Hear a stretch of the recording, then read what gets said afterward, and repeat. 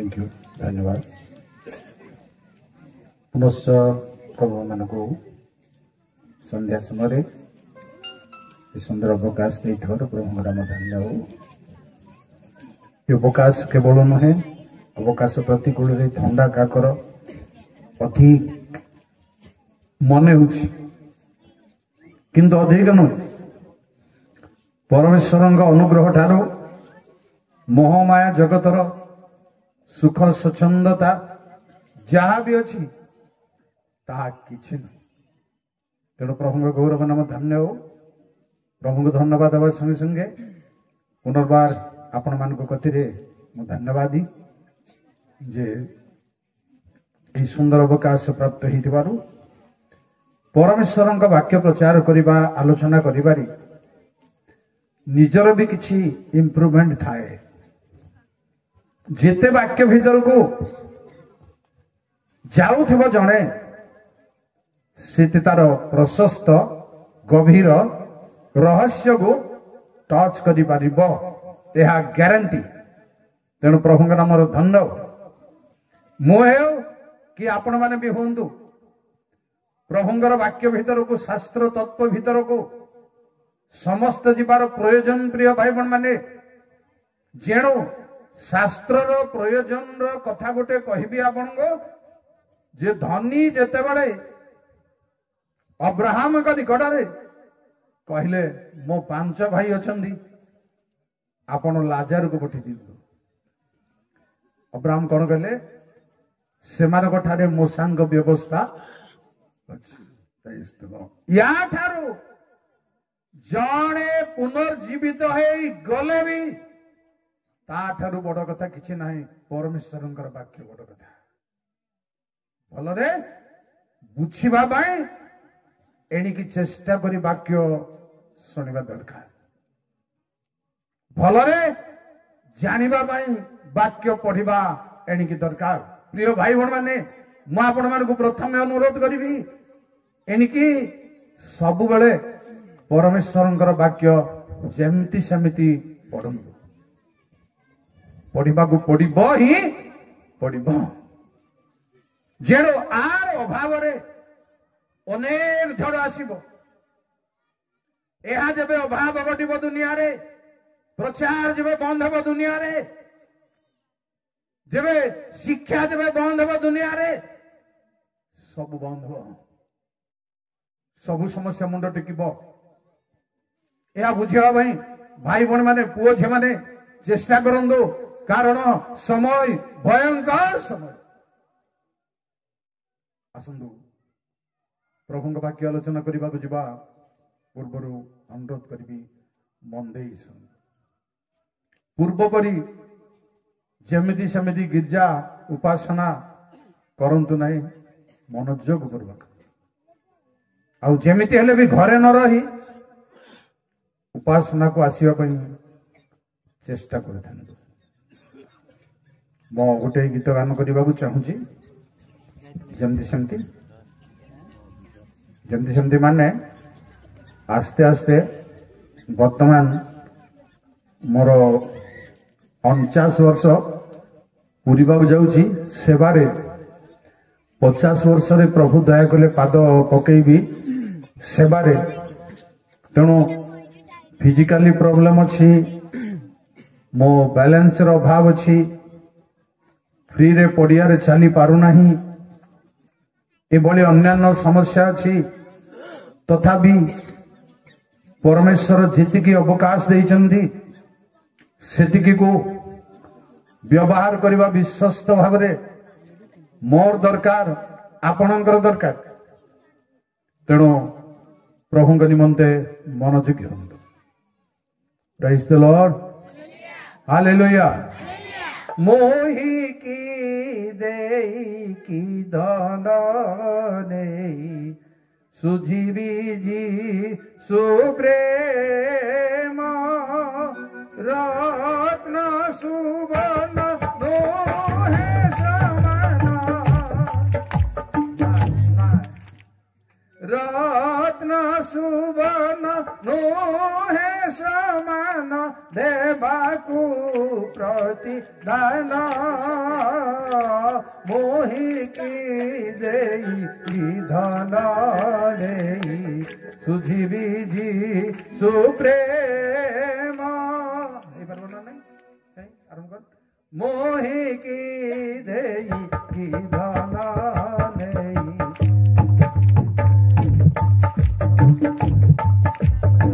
देखु चेष्टा करूँ आए कि प्रेम मो प्राण कारण जीशु कले निज प्राण दान सहिले कषण निंदा भूषण सहिले कषण निंदा भूषण केते अपमान ठीक अछि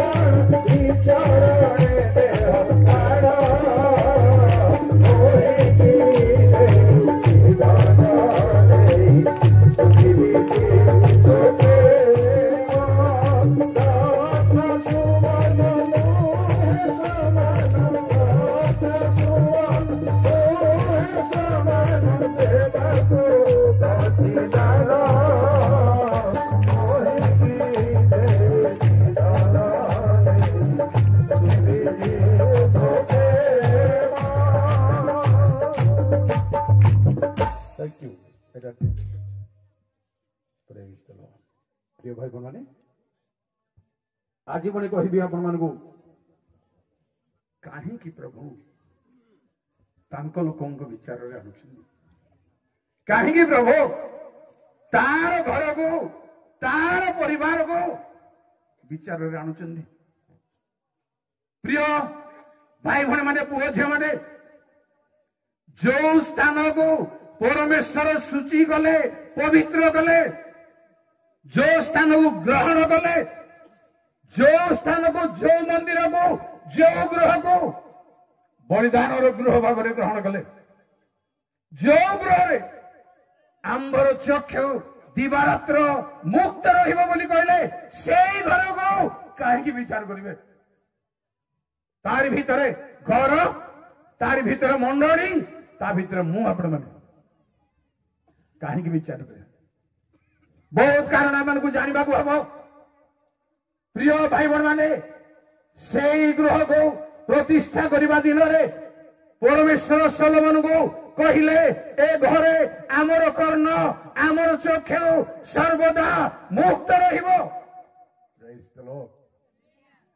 एते प्रतिज्ञा भितर बलिदान गृह भाव आम ग्रहण कलु। एते प्रतिज्ञा भितर ताकू पुणी कह जाए नितांत परमेश्वर गृह, ताकू पुणी कह जाए विश्राम गृह, ताकू पुणी कह जाए भूषण स्वरूप गृह, ताकू पुणी कह जाए प्रार्थनार गृह, बलिदान गृह। ताकू कहीं विचार आनुଛନ୍ତି प्रिय भाई माने जेपरी आमर गर्व आउ रहिबो नाही, दंभ आउ रहिबो नाही, ओ अहंकार रहिबो नाही। प्रभु प्रतिष्ठा दिन में सोलोमन को गोटे दुखर कथा कहले। द्वितीय वंशावली 7 पर्वर 19-20। जय प्रभु।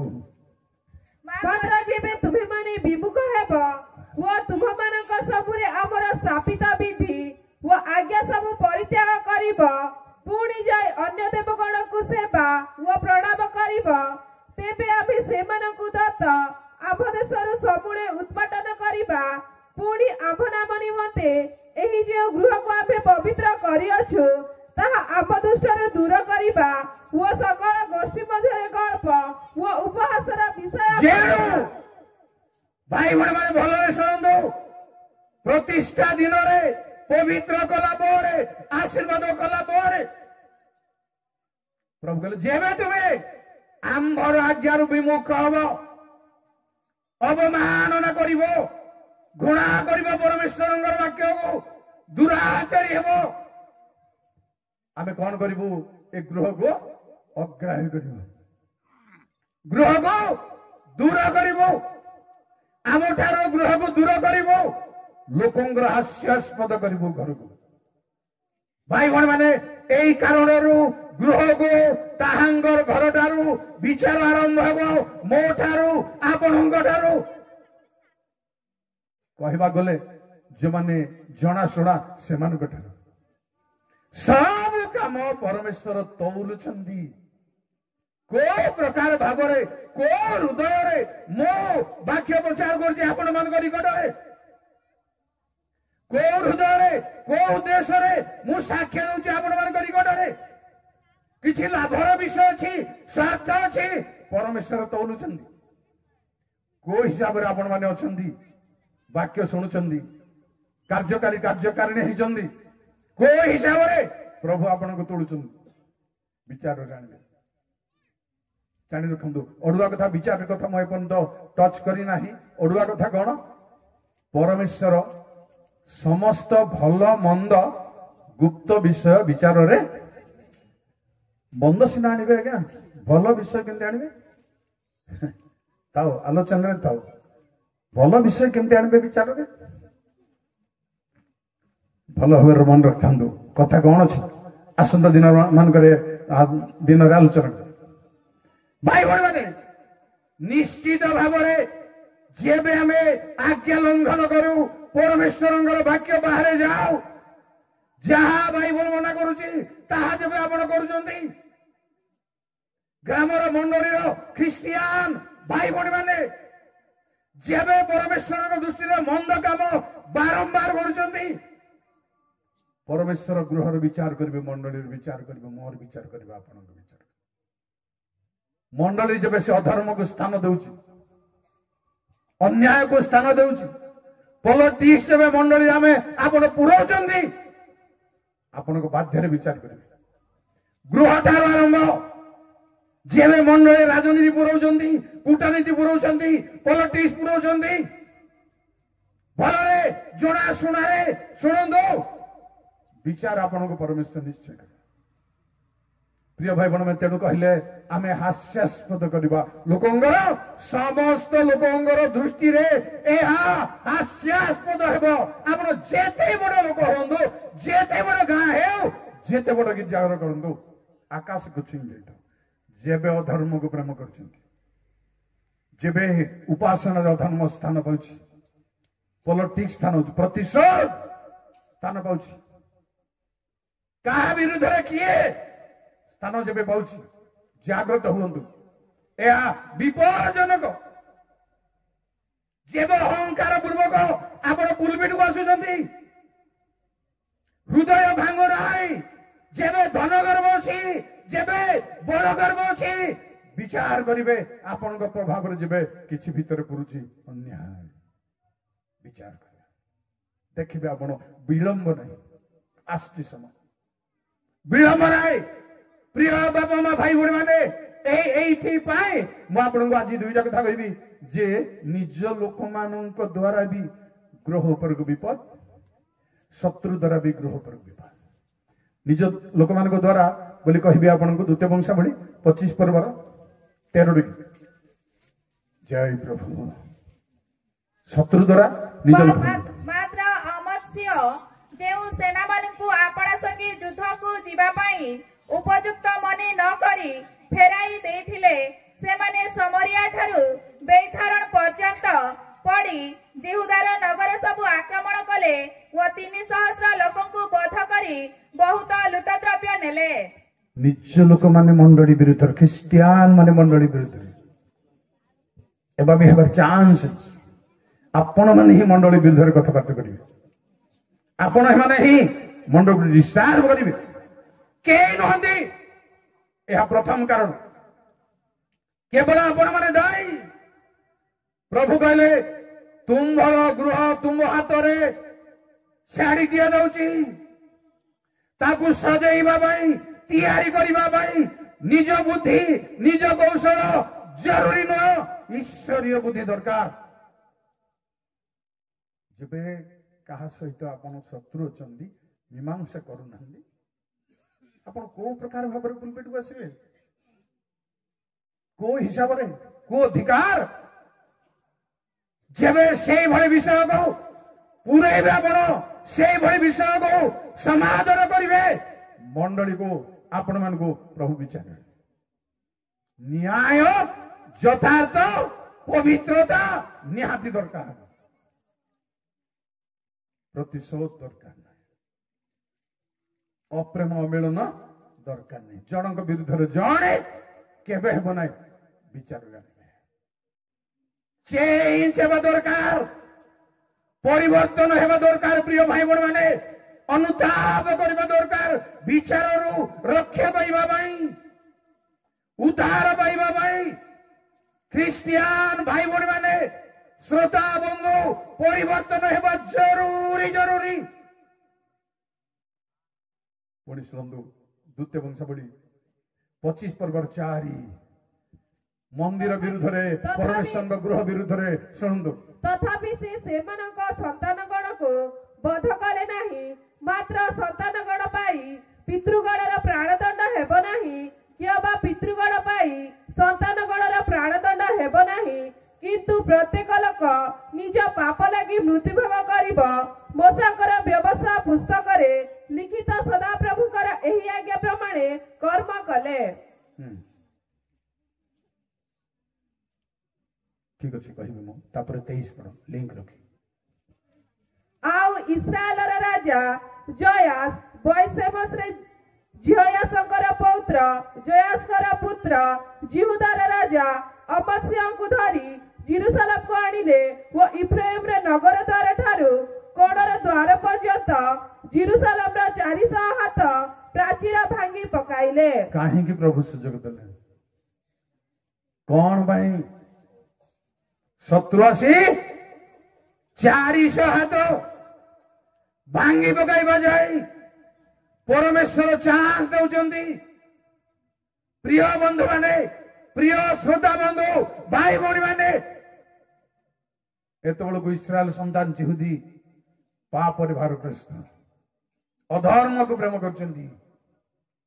ପରମେଶ୍ୱରଙ୍କୁ ପ୍ରେମ କରିବା ପରିବର୍ତ୍ତେ ଅଧର୍ମ ପ୍ରେମ, ପାପକୁ ପ୍ରେମ କରିବାରୁ ପରମେଶ୍ୱର ଶତ୍ରୁ ହସ୍ତରେ ସମର୍ପଣ କରିଛନ୍ତି। ସେଇ 25 ପର୍ବର 23 ପଦ। ଆଉ ଇସ୍ରାଏଲର ରାଜା ଜୟାସ ବୈଷେମସରେ ଜୟାସଙ୍କର ପୌତ୍ର ଜୟାସଙ୍କର ପୁତ୍ର ଜିହୁଦାର ରାଜା ଅମସ୍ୟାଙ୍କୁ ଧରି ଜେରୁସାଲେମକୁ ଆଣିଲେ ଓ ଇଫ୍ରାଇମର ନଗର ଦ୍ୱାର ଠାରୁ କୋଣର ଦ୍ୱାର ପର୍ଯ୍ୟନ୍ତ ଜେରୁସାଲେମର 400 ହାତ ପ୍ରାଚୀର ଭାଙ୍ଗି ପକାଇଲେ। ପୁନର୍ବାର ଶୁଣନ୍ତୁ, କଣ ପାଇଁ ଏମିତି ହେଲା କାହିଁକି କିଛି ଏଠି ଜଣା ପଡୁ ନାହିଁ, କିନ୍ତୁ ଶତ୍ରୁ ହସ୍ତରେ ସମର୍ପଣ କରିବେ। କେତେବେଳେ ଆପଣ ଅନ୍ୟ ସମୟରେ ବିଚାର କରିଦା 2 ପର୍ବରୁ ଦେଖନ୍ତୁ 10 ପର୍ବ ପର୍ଯ୍ୟନ୍ତ ଇସ୍ରାଏଲ ସନ୍ତାନ ପରମେଶ୍ୱର ଦୃଷ୍ଟିରେ ଯାହା ମନ୍ଦ ତାହା ପୁନର୍ବାର କରିବାରୁ ପରମେଶ୍ୱର ଶତ୍ରୁ ହସ୍ତରେ ସମର୍ପଣ କଲେ। ଜାଣିଛନ୍ତି ବାକ୍ୟର ପରମେଶ୍ୱରଙ୍କ ରହସ୍ୟ ଜାଣିଛନ୍ତି? ପରମେଶ୍ୱର ଯେତିକି ଦୟାମୟୀ ସେତିକି କଠିନ, ସେତିକି ଭୟଙ୍କର। ଶୁଣନ୍ତୁ ରୋମୀ 11 ପର୍ବର 22। ଜୟ ପ୍ରଭୁ। କାରଣ ଯାହା ସ୍ୱଭାବତଃ ବନ୍ୟ ଚିତ୍ତବୃକ୍ଷ 20 ତାପରେ 22। ଅତଃପ ଈଶ୍ୱରଙ୍କ ଦୟା ଓ କଠୋରତା ବୁଝ। ବେଶ ଦୟା ଉପରେ ଦୟା, ଏତିକି ଯଥେଷ୍ଟ ନୁହେଁ। ସେମିତି ଗୀତ ଗୋଟେ ଅଛି ପରା, ଦୟା ପରେ ଦୟା କରିଛ ମତେ ପ୍ରଭୁ। ମୁଁ ପତା ଖେଳୁଥିଲେ ମଧ୍ୟ ଏମିତି ନା, କୃପା ପରେ କୃପା କ୍ଷମା ପରେ କ୍ଷମା କରିଛ ମତେ ପ୍ରଭୁ। ମଦ ପିଉଥିଲେ ମଧ୍ୟ ସାବଧାନ ହୁଅନ୍ତୁ, ତାର କୋଠର ବି ବୁଝନ୍ତୁ। ଯେଉଁମାନେ ପତିତ ବାସ୍ ହେଲେ ସେତିକି ମୋର କହିବା କଥା। ବାକ୍ୟ ଅନୁସାରେ ଏ ଭିତରକୁ ପଲିଟିକ୍ସ ପୁରାନ୍ତୁ, ସିଧା ସିଧା ଚେଞ୍ଜ ହୁଅନ୍ତୁ ଭିତରକୁ ଆସ। ବହୁ ସାବଧାନ, କୌଣସି ଉପରେ ଅମିଳନ ପ୍ରତିଶୋଧ, ଆ ବିରୁଦ୍ଧରେ କଥାବାର୍ତ୍ତା ତା ବିରୁଦ୍ଧରେ କଥାବାର୍ତ୍ତା ୟା ଭିତରକୁ ଯଦି ସେଇଭଳି ଲୋକ ଜଣେ ଥିବ ସମସ୍ତେ କଳୁଷିତ ହେବ। ବାଇବେଲରେ ଲେଖା ହେଇଛି ତିକ୍ତତାର ମୂଳ ଅଙ୍କୁରିତ ହୋଇ ବଢି ଉଠି ଅନେକଙ୍କୁ କଳୁଷିତ କରେ, ତାହା ଦ୍ୱାରା ଡେଭଲପମେଣ୍ଟ ହ୍ରାସ ହେବ, ଉଠିପାରିବ। ସେଇଭଳି ଲୋକ ଜଣେ ଥିଲେ ବି ତା ଦ୍ୱାରା ଆଧ୍ୟାତ୍ମିକ ବୃଦ୍ଧି ସାଧନ ହେଇପାରିବ ନାହିଁ। କାରଣ ଆୟନଗର ସାନ, ଇସ୍ରାଏଲ ସନ୍ତାନ ବଡ, ଅସ୍ତ୍ର ଶସ୍ତ୍ର ଯୋଦ୍ଧା ସଂଗ୍ରାମୀ ବହୁତ ଅଛନ୍ତି, କିନ୍ତୁ ଜଣେ ଆଖନ ଜଣେ ବର୍ଜିତ ବସ୍ତୁକୁ ଲୁଚାଇ ନେବାରୁ ତା ଯୋଗୁ ସମସ୍ତ ଇସ୍ରାଏଲ ହାରିଗଲେ। ଆସୁଛି ସମୟ ଆସୁଛି ପ୍ରିୟ ଭାଇ ଭଉଣୀ, ବର୍ତ୍ତମାନ ବି ଉପସ୍ଥିତ ସମସ୍ତେ ପିଓର ଚେଷ୍ଟା କରିବା ଯେ ପିଓର ହେବା ପାଇଁ। ଯଦି ଭୁଲ ଭଲ ଅଛି ରିଏଲାଇଜ କରିପାରିଛି। ରିଏଲାଇଜ ର ପ୍ରିଚିଂ ତ ନାହିଁ, ଅନୁତାପର ପ୍ରଚାର ତ ନାହିଁ, ଖେଦ କ୍ରନ୍ଦନର ପ୍ରଚାର ତ ନାହିଁ, କ୍ରନ୍ଦନ ବିରୁଦ୍ଧରେ ପ୍ରଚାର କରୁଛନ୍ତି। ମୋ ସାଙ୍ଗରେ ଟିକେ କଥାବାର୍ତ୍ତା ହୁଅନ୍ତୁ, ଛାଡ଼ନ୍ତୁ ୟୁଟ୍ୟୁବରେ କ୍ରନ୍ଦନ ନାହିଁ ବୋଲି ଦେଖିବି ଆପଣଙ୍କୁ, କୋଉଠି କୋଉଠି ନାହିଁ ବୋଲି ଆପଣ କହିବେ। ଅଳ୍ପ ଜାଣି ବହୁ ବୋଖାଣି, ଭୟଙ୍କର ବିଦ୍ୟା ଭୟଙ୍କର ହେବା ଦରକାର ନୁହେଁ, କାନ୍ଦିବାର ଅଛି। ପରମେଶ୍ୱରଙ୍କ ମହାଦିନ କ୍ରୋଧର ଦିନ ସନ୍ନିକଟ ବେଳକୁ ପ୍ରିୟ ଭାଇ ଭଉଣୀ ମାନେ ଆପଣ ମୁଁ କାନ୍ଦିବାର ଅଛି, ପାପ ସ୍ୱୀକାର କରିବାର ଅଛି। ତୁମ୍ବା ସିଲ କରି ହେଲେ ଫାଟିଯିବ ଦିନେ, ଛଣ ଛତ୍ର ହେଇଯିବ।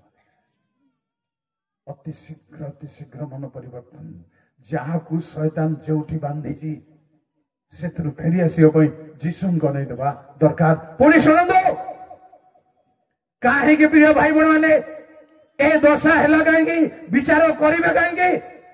ଗୀତ 68:58 ପଢନ୍ତୁ 61 ପର୍ଯ୍ୟନ୍ତ। କାରଣ ସେମାନେ ଆପଣମାନଙ୍କର ଉଚ୍ଚସ୍ଥଳୀ ଦ୍ୱାରା ତାହାକୁ ବିରକ୍ତ କଲେ। ଯେଉଁ ଉଚ୍ଚସ୍ଥଳୀ ବହୁତ ଉପରକୁ ନିଜେ ନିଜେ ପଳେଇ ଯାଇଛନ୍ତି, ବହୁତ ଟପକୁ ଚଢି ଯାଇଛନ୍ତି।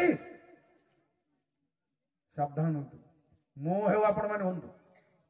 ଉଚ୍ଚସ୍ଥଳୀ ଦ୍ୱାରା ବିରକ୍ତ କଲେ, ତାପରେ କାରଣ, ତାପରେ ଟିକେ ଗୋଟେ ମିନିଟ, କାରଣ ଦାଉଦ କହିଲେ ମୋର ଦୃଷ୍ଟି ଉଚ୍ଚ, ମନେ ଅଛି, ମୋର ଦୃଷ୍ଟି ଉଚ୍ଚ ନୁହେଁ। ଉଚ୍ଚ ଦୃଷ୍ଟି ହେବାଟା ବହୁତ ବିପଦ। ତାହା ହଉଛି ଉଚ୍ଚସ୍ଥଳୀ ଦ୍ୱାରା ପରମେଶ୍ୱରଙ୍କୁ ବିରକ୍ତ କଲେ ପର୍ବତର ଟିପର ସେଟା ସତ କିନ୍ତୁ ଗର୍ବକୁ ମଧ୍ୟ ବୁଝାଏ। ତଳକୁ ଶୁଣନ୍ତୁ। ଓ ଆପଣମାନଙ୍କ ଖୋଦିତ ପ୍ରତିମା ଦ୍ୱାରା ତାହାଙ୍କର ଅନ୍ତର୍ଜଳ ଜନ୍ମାଏ। ସତ୍ୟ ପରମେଶ୍ୱରଙ୍କ ବିରୁଦ୍ଧରେ ଖୋଦିତ ମଣିଷକୃତ ପ୍ରତିମା ତିଆରି କରି ପରମେଶ୍ୱରଙ୍କୁ ଦୁଃଖ ଜନ୍ମେଇଲେ। ପରମେଶ୍ୱର ଏହା ଶୁଣି କୋପାନ୍ବିତ ହେଲେ ଓ ଇସ୍ରାଏଲକୁ ଅତିଶୟ ଘୃଣା କଲେ। ଶୁଣନ୍ତୁ ପ୍ରିୟ ଭାଇ ମାନେ, ବିଚାର ଆସିବ କେମିତି? ଆଉ ଏପରିକି ସେ ଶିଳସ୍ଥିତ ଆବାସ ଓ ମନୁଷ୍ୟମାନଙ୍କ ମଧ୍ୟରେ ଆପଣାର ସ୍ଥାପିତ ତମ୍ବୁ ପରିତ୍ୟାଗ କଲେ। ଛାଡ଼ିଦେଲେ। ଯୋଉ ତମ୍ବୁକୁ କହିଥିଲ ସବୁଦିନ ପାଇଁ ଆମର ଚକ୍ଷୁ ରହିବ, ଆମର କର୍ଣ୍ଣ ମୁକ୍ତ ରହିବ, ତୁମର ପ୍ରାର୍ଥନା ତୁମ ବଳିଦାନ ଆମେ ଶୁଣିବା ପାଇଁ ରେଡି ଅଛୁ, ପରିତ୍ୟାଗ କଲେ କେବଳ ନୁହଁ। ଶୁଣନ୍ତୁ, ପୁଣି ସେ ବନ୍ଦିତ୍ୱରେ ଆପଣା ପରାକ୍ରମ ଓ ବିପକ୍ଷ ହସ୍ତରେ ଆପଣା ଗୌରବ ସମର୍ପଣ କଲେ। ଗୌରବ ବିପକ୍ଷ ମାନଙ୍କ ହାତରେ ସମର୍ପଣ କରିବେ। ଏହା ହଉଛି ପରମେଶ୍ୱରଙ୍କ ବିଚାର, ଏହା ହଉଛି ନ୍ୟାୟ। ପବିତ୍ରତା ରକ୍ଷା କରିବା ନିହାତି ଦରକାର ପ୍ରିୟ ଭାଇ ମାନେ। ଯଥାର୍ଥତା ରକ୍ଷା କରିବା ନିହାତି ଦରକାର। ଆପଣଙ୍କ ନିଜ ବୁଦ୍ଧିରେ କେବେ ଆଉଛନ୍ତି ନାହିଁ, ତାକୁ ଅବଜର୍ଭ ମେସିନରେ ପକାନ୍ତୁ। କେତେ ଦୂର ଆପଣ ସ୍ପିରିଚୁଆଲିଟି, କେତେ ଦୂର ନ୍ୟାୟ, କେତେ ଦୂର ରାଇଟ। ପରିତ୍ୟାଗ କଲେ, ଗୌରବ ସମର୍ପଣ କରିଦେଲେ ଶତ୍ରୁ ହାତରେ। ଶତ୍ରୁ କଣ କଲେ ଜାଣିଛନ୍ତି? ଟିକେ ଶୁଣନ୍ତୁ। 74 ଗୀତ ସଂହିତା 3 ପଦରୁ 7 କି 9 ଟିକେ ଟିକେ ପଢି ରହି କହିଲେ ମୁଁ କହିବି। ଏହି ଚିରକାଳୀନ କାନ୍ଥଡ ଆଡେ ଆପଣା ଚରଣ ପକାଅ। ଶତ୍ରୁ ଧର୍ମଧାମରେ ସବୁ ନାଶ କରିଅଛି। ତମ୍ବୁର ବିପକ୍ଷ ଗଣ ତୁମ୍ଭ ସମାଗମ ସ୍ଥାନ ମଧ୍ୟରେ ଗର୍ଜନ କରିଅଛନ୍ତି। ତମ୍ବୁର ବିପକ୍ଷ ଗଣ, ତୁମ୍ଭର ବିପକ୍ଷ ଗଣ ତୁମ୍ଭ ସମାଗମ ସ୍ଥାନ ମଧ୍ୟରେ ଗର୍ଜନ ଗୋଟେ କରିଅଛନ୍ତି। ମିନିଟ। ଏଇଭଳି ସମାଗମ ତମ୍ବୁକୁ, ପବିତ୍ର ସ୍ଥାନକୁ ପ୍ରିୟ ଭାଇ ମାନେ, ଯୋଉଠି ପରମେଶ୍ୱରଙ୍କୁ ଆଳାପ କରୁଥିଲେ ପରମେଶ୍ୱରଙ୍କ ସେବକ ମାନେ, ସେଇ ଜାଗାକୁ ପରିତ୍ୟାଗ କଲେ, ଯାହା ଦ୍ୱାରା ଶତ୍ରୁ ପ୍ରବେଶ କଲେ। ଆଉ ସେମାନେ ଚିହ୍ନ ନିମନ୍ତେ ଆପଣମାନଙ୍କ ଧ୍ୱଜା ସ୍ଥାପନ ପ୍ରିୟ କରିଅଛନ୍ତି। ଭାଇ ମାନେ, ତାଙ୍କ ଧ୍ୱଜା ସ୍ଥାପନ ହବ। ଆମ ଧ୍ୱଜା ରହିବ ନାହିଁ ତଳେ। ଶୁଣିବେ ଆପଣ, ସେମାନଙ୍କ ଧ୍ୱଜା ସ୍ଥାପିତ ହବ। ଆସିଲା ସମୟ, ଆସୁଛି ସମୟ କେବଳ ଆମ ପାଇଁ, କେବଳ ମୋ ପାଇଁ, ଆପଣଙ୍କ ପାଇଁ। ପୁଣି ତଳେ ନିବିଡ଼ ଅରଣ୍ୟରେ କୁରାଢ଼ୀ ଉଠାଇବା ଲୋକମାନଙ୍କ ପରି ସେମାନେ ଦେଖାଗଲେ। ଆଉ ପୁଣି ଏବେ ସେମାନେ ଟାଙ୍ଗିଆ ଓ ହାତୁଡ଼ି ଦ୍ୱାରା ଏକାବେଳେ ତହିଁର ଖୋଦିତ କର୍ମ ସବୁ ଭାଙ୍ଗି ପକାନ୍ତି। ଯେଉଁ ସବୁ ଖୋଦିତ କୁନ୍ଦ କର୍ମ ଟାଇ କରି ପିଟି ଭାଙ୍ଗି ପକାଇଛନ୍ତି। ଶତ୍ରୁ ଭିତରେ ପ୍ରବେଶ କରି ପରମେଶ୍ୱରଙ୍କର ପବିତ୍ର ସ୍ଥାନ। ପୁଣି ସେମାନେ ତୁମ୍ଭ ଧର୍ମଧାମରେ ଅଗ୍ନି ଲଗାଇଅଛନ୍ତି। ପ୍ରିୟ ଭାଇ ମାନେ, ଧର୍ମଧାମରେ ନିଆଁ ଜଳିଲାଣି। ଅଶାନ୍ତି, ବିଶୃଙ୍ଖଳାର ନିଆଁ, ବ୍ୟଭିଚାରର ନିଆଁ, ମନ୍ଦ ପ୍ରତିଶୋଧର ନିଆଁ, କ୍ରୋଧର ନିଆଁ, ଶୈତାନ ଚଳିଲାଣି। ତାପରେ ସେମାନେ ତୁମ୍ଭ ନାମର ବାସସ୍ଥାନକୁ ଅଶୁଚି କରି ଭୂମିସାତ କରିଅଛନ୍ତି। ଭୂମିସାତ କରିଛନ୍ତି। ଦୁଃଖର ବିଷୟ ଏହା ହଉଛି ପରମେଶ୍ୱରଙ୍କ ବିଚାର ତାଙ୍କର ଘର ଉପରେ, ତାଙ୍କ ଲୋକମାନଙ୍କ ଉପରେ। ସେମାନେ ମନେ ମନେ କହିଲେ, ଆମ୍ଭେମାନେ ଏକାବେଳେ ସେମାନଙ୍କୁ ଉଚ୍ଛିନ୍ନ କରୁ। ସେମାନେ ଦେଶ ମଧ୍ୟରେ ପରମେଶ୍ୱରଙ୍କର ସକଳ ସମାଗମ ସ୍ଥାନ ଦଗ୍ଧ କରିଅଛନ୍ତି। ଆମ୍ଭେମାନେ ନିଜ ଚିହ୍ନ ସବୁ ଦେଖୁନାହୁଁ। ଦୁଃଖର ବିଷୟ, ଈଶ୍ୱରୀୟ ଚିହ୍ନ ଆଉ ଦେଖାଯାଉ ନାହିଁ। ସବୁ ସେବା କାର୍ଯ୍ୟର ଢଙ୍ଗରେ, ମୋର ଷ୍ଟାଇଲରେ, ଢଙ୍ଗରେ, ଯେବେ ଆଧ୍ୟାତ୍ମିକ ଚିହ୍ନ ପ୍ରମାଣ ଦେଖାଯାଉ ନାହିଁ, ମତେ ଆପଣ ଗ୍ରହଣ କରିବା କଥା ନୁହେଁ। ଏକଦମ ସତ କଥା, ଗ୍ରହଣ କରିବା କଥା। ସେବାରେ, ଉପାସନାରେ, ଧର୍ମଧାମରେ ଆମର ଚିହ୍ନ ଆଉ କିଛି ନାହିଁ। ତାପରେ ଶୁଣନ୍ତୁ, କୌଣସି ଭବିଷ୍ୟତ ବକ୍ତା ଆଉ ନାହିଁ। ଦୁଃଖର ବିଷୟ ଯେ ପରେ କଣ ହେବ, କେତେ ଦିନ ଚାଲିବ, କଣ ହେବ କହିବା ପାଇଁ, ଜାଣିବା ପାଇଁ ଏବେ ପର୍ଯ୍ୟନ୍ତ ଲୋକମାନେ କାହାଣୀ ପ୍ରଚାରରେ ଅଛନ୍ତି। ଏଇ ଉପରେ ଧାରଣା ଦେବା ଦରକାର। ପ୍ରସଙ୍ଗ ମତେ ପାଳକ ଦେବାରୁ ଖୁସି ହେଲି ମୁଁ। ନିଶ୍ଚୟ এই ଆଲୋଚନା ଦରକାର। କାହାଣୀ ପ୍ରଚାର ସମୟ ନାହିଁ, ଉଦାହରଣର ସମୟ ନାହିଁ, ମନୋରଞ୍ଜନର ସମୟ ନାହିଁ। ପ୍ରିୟ ଭାଇ ମାନେ, ପାରିଲେ ଭାଙ୍ଗିବାର ସମୟ, ପାରିଲେ କାନ୍ଦିବାର ସମୟ। ଶୁଣନ୍ତୁ ତଳେ ଆଉ ଟିକେ। କିଅବା ଏପରି କେତେ କାଳ ହେବ, ଏହା ଜାଣିବା ଲୋକ ଆମ୍ଭମାନଙ୍କ ମଧ୍ୟରେ କେହି ନାହିଁ। କେହି ନାହିଁ, ସମସ୍ତେ ସୁନସାନ, ସମସ୍ତେ ନୀରବ, ଯେମିତି ହେଲେ ବି ନୀରବ। ପ୍ରିୟ ଭାଇ ମାନେ, ଗୋଟେ ଦୁଃଖର କଥା ଏ ଭିତରେ ପଢେଇବି ଆପଣଙ୍କୁ। ସେତେବେଳକୁ ପରମେଶ୍ୱର କେମିତି ହଉଛନ୍ତି ଶୁଣନ୍ତୁ। 10:11 ହେ ପରମେଶ୍ୱର, ବିପକ୍ଷ କେତେ କାଳ ନିନ୍ଦା କରିବ, ଶତ୍ରୁ କି ସଦାକାଳ ତୁମ୍ଭ ନାମ ନିନ୍ଦା କରିବ। ତୁମ୍ଭେ ଆପଣା ହସ୍ତ, ଆପଣା ଦକ୍ଷିଣ ହସ୍ତ କାହିଁକି ସଂକୋଚି ରଖୁଅଛ? ଆପଣା ବକ୍ଷ ସ୍ଥଳରୁ ତାହା ବାହାର କରି ସେମାନଙ୍କୁ ସଂହାର କର। ଭାଇ ଭଉଣୀ ମାନେ, ଏତେବେଳକୁ ପରମେଶ୍ୱର କଣ କରିଛନ୍ତି? ତାଙ୍କ ହାତକୁ ସଂକୋଚ, ଅର୍ଥାତ୍ ଏମିତି ହେଲେ କରିଦେଇଥିବା। ଜଣା ପଡୁଛି ପଛଆଡେ ହାତ। ତେଣୁ ନିଜର ହାତ ତୁମେ ବାହାର କର ପ୍ରଭୁ। ଏତେ ଘଟଣା ଘଟିବା ଯାଏ ପରମେଶ୍ୱର ସପକ୍ଷ ହେବେ ନାହିଁ। ଏଟା ଆଗରୁ କହିଥାଉଛି ଆପଣଙ୍କୁ। ପରମେଶ୍ୱର ସପକ୍ଷ ହେବେ ନାହିଁ, କାରଣ ସେ ବିଚାର କରୁଛନ୍ତି। କେବଳ ଯଦି ପରୀକ୍ଷା ଆସିବ ପରମେଶ୍ୱର ଠିଆ ହେବେ। କେବଳ ପରୀକ୍ଷା ଆସିବ ପରମେଶ୍ୱର ବୀର କରି ଠିଆ ହେବେ। ଏବେ ବି ଠିଆ ହେବାର ଚାନ୍ସ ମୁଁ କହିବି ଆପଣଙ୍କୁ ଯେ ଏତେ ବଳ ପର୍ଯ୍ୟନ୍ତ ପରମେଶ୍ୱରଙ୍କ ହାତ ନୀରବ, ସେ ସଂକୋଚ କରିଛନ୍ତି।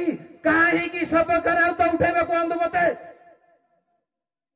ଆମେ ତ ପରମେଶ୍ୱରଙ୍କୁ ଲଜ୍ଜା ଦଉଛୁ, ପରମେଶ୍ୱରଙ୍କୁ କଷ୍ଟ ଦଉଛୁ, ଭୁଲ କାମ କରୁଛୁ।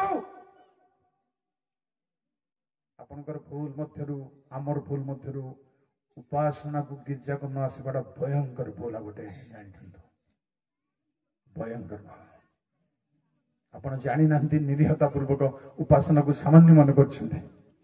ବାଇବେଲ ଲେଖା ହେଇଛି, କେହି କେହି ଯେପରି ଆମ୍ଭମାନଙ୍କର ମଣ୍ଡଳୀର ଉପାସନା ପରିତ୍ୟାଗ କରନ୍ତି, ଆମ୍ଭେମାନେ ସେହିପରି ନ କର। ବରଂ ପ୍ରଭୁଙ୍କ ଦିନ ସନ୍ନିକଟ ବୋଲି କହିବାର ଅଛି, ଲୋକଙ୍କୁ ଜଣେଇବାର ଅଛି। ପ୍ରିୟ ଭାଇ ଭଉଣୀ ମାନେ, ବାପା ମା ପୁଅ ଝିଅ, ସମୟ ଭୟଙ୍କର ସମୟ। ପରମେଶ୍ୱର ନୀରବ ରହିବେ। ଯେତେବେଳେ ବିଚାର କରିବେ ନୀରବ ରହିବେ। ଯେତେବେଳେ ପରୀକ୍ଷା ଆସିବ ନୀରବ ରହିବେ। ଶୁଣନ୍ତୁ, ଶହୀଦର ମତ୍ସ୍ୟ ବେଦଙ୍କୁ ନିଆଁରେ ପକେଇଲା ବେଳକୁ ପରମେଶ୍ୱର ନୀରବ ରହି ନାହାନ୍ତି। ଭୟଙ୍କର ଭାବରେ ନିଆଁ ଭିତରେ ଠିଆ ହେଇ ପଡିଲେ। ହାଲେଲୁୟା। ଭୟଙ୍କର ଭାବରେ ଯେତେବେଳେ ପରୀକ୍ଷା ଘଟିବ ଆପଣଙ୍କୁ, ସେ ଆପଣଙ୍କ ମଝିରେ ଠିଆ ହେବେ। ଦୁନିଆ ଦେଖିବ ତାଙ୍କୁ। ପରୀକ୍ଷା ଯେତେବେଳେ ଆସିଲା ଦାନିଏଲକୁ ପ୍ରାର୍ଥନା କରିବା ପାଇଁ ବୋଲି ସିଂହ ଗର୍ତ୍ତରେ ପକାଗଲା। ପ୍ରଭୁ ନୀରବ ଥିଲା ପରି ଲାଗୁଛି, କିନ୍ତୁ ଭିତରେ ପ୍ରଭୁ ଅଛନ୍ତି। ତାହାଙ୍କ ଦୂତ ପଠାଇ ସିଂହ ମାନଙ୍କର ମୁଖକୁ ବନ୍ଦ କଲେ। ଦାନିଏଲ କଲେ ସିଂହ ଗର୍ତ୍ତରେ ତୁମ୍ଭ ନିକଟରେ ପ୍ରାର୍ଥନା।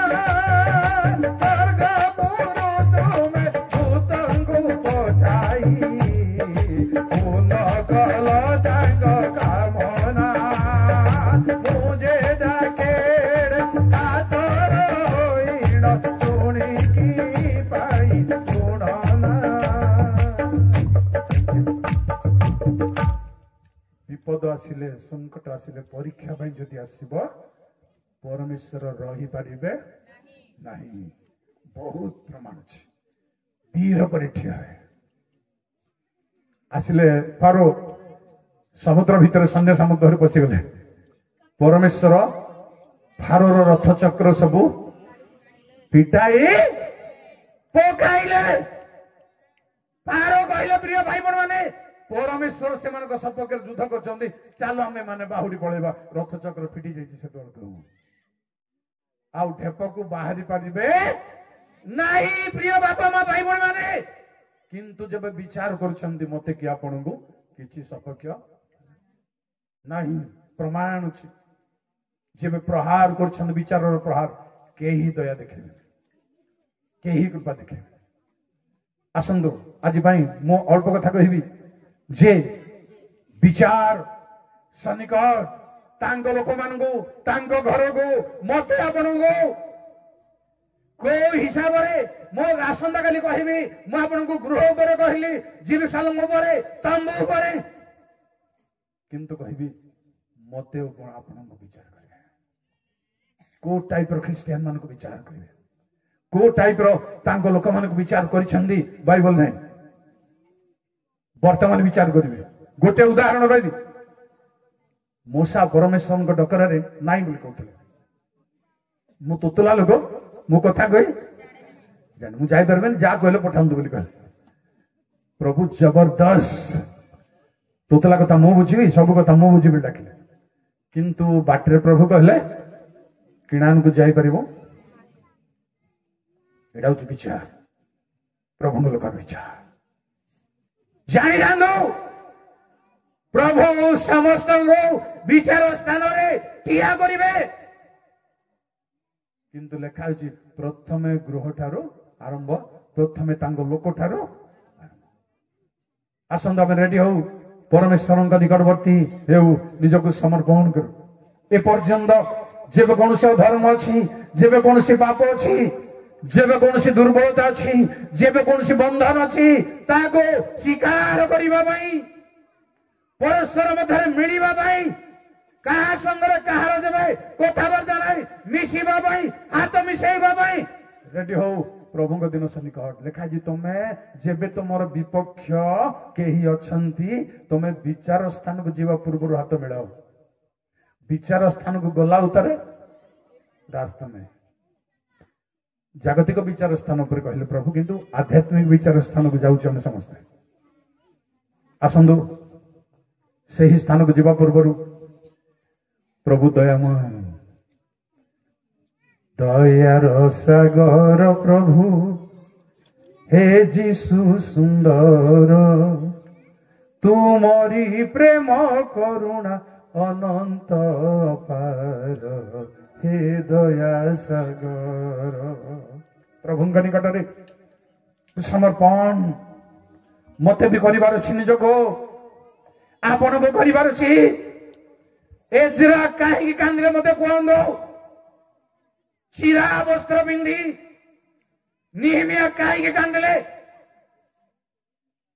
जोसेफ शत्रु हतर बिक्री करबा भाई मान को देखी जोसेफ काहे कांदले तो प्रमाण दियंदो जब कौन से पंडित अच्छा प्रमाण मत कहीं पांच थर भाई बहन मैंने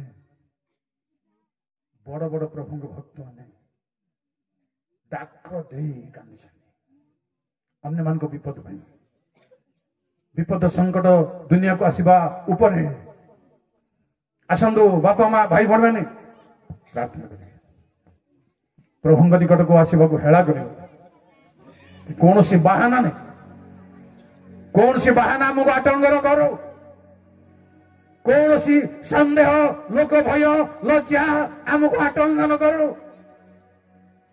आमे हृदय सहित प्रभु निकट को समर्पण सहित प्रभु निकट को जाओ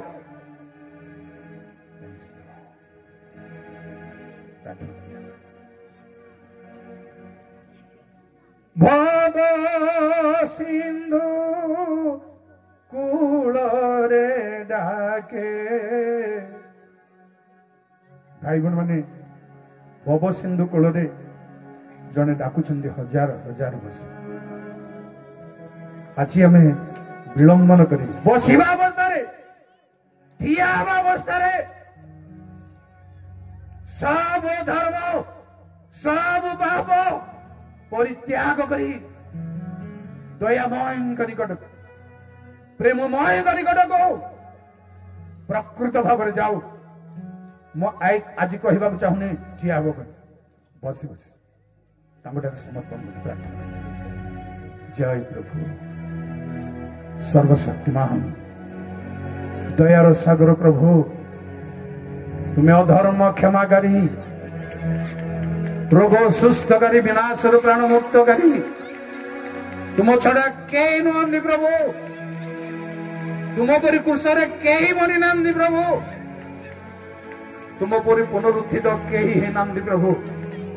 ମୃତ୍ୟୁର ମୋହ ମାୟା ଅନ୍ଧକାରର ଶକ୍ତିକୁ ପରାସ୍ତ କରି ତୃତୀୟ ଦିନରେ ପୁନରୁତ୍ଥିତ ପ୍ରଭୁ। ତୁମ ପରି କେହି ନୁହନ୍ତି ପ୍ରଭୁ। ତୁମେ ସତ୍ୟ ଜୀବନ୍ତ ପ୍ରଭୁ। ତୁମ ପାଦ ତଳେ ଗ୍ରାମ ମଣ୍ଡଳୀକୁ, ମଣ୍ଡଳୀର ସମସ୍ତ ବାପା ମା, ଭାଇ ଭଉଣୀ, ପୁଅ ଝିଅ ମାନଙ୍କୁ ସମର୍ପଣ କରି ପ୍ରାର୍ଥନା କରୁଛି। ଯୁବା ଯୁବତୀ ମାନଙ୍କୁ ସମର୍ପଣ କରିଛି। ମୋହ ମାୟା ବନ୍ଧନ, ଶତ୍ରୁର କଳ୍ପନା ସବୁ ତୁମର ମହାନାମରେ ଦୂର ହେଉ ପ୍ରଭୁ।